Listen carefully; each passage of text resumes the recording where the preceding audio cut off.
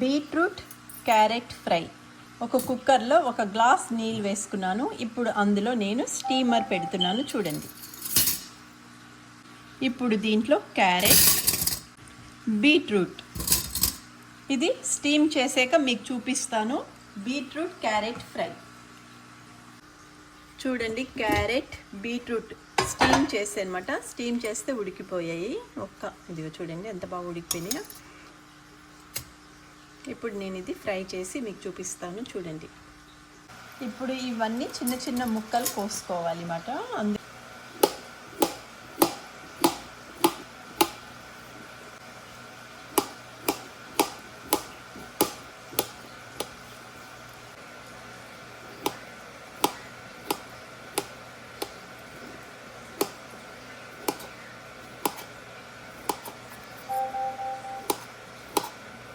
చూడండి అన్నీ ఇలా కోసి పెట్టేసుకోవాలి అన్నమాట స్టీమ్ చేసి.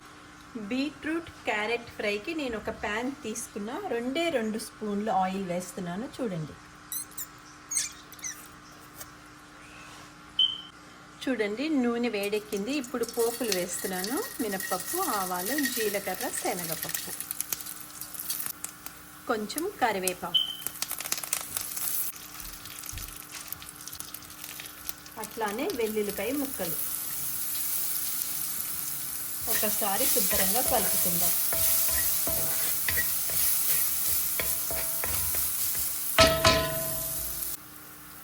కొంచెం పసుపు, కొంచెం ఉప్పు. ఇప్పుడు దీంట్లో కొంచెం కారం, కూర కారం అన్నమాట. ఇందులో ధనియాలు, జీలకర్ర అన్నీ వేసి దంచిన కారం. ఇది కొంచెం ఇట్లా వేపేసుకోవడమే. చూడండి ఇప్పుడు దీంట్లో ఇందాక నేను స్టీమ్ చేసుకున్న బీట్రూట్ క్యారెట్ వేస్తున్నాను. మనం స్టీమ్ చేసుకున్న వెజిటబుల్స్కి ఆయిల్ కొంచెమే పడుతుంది.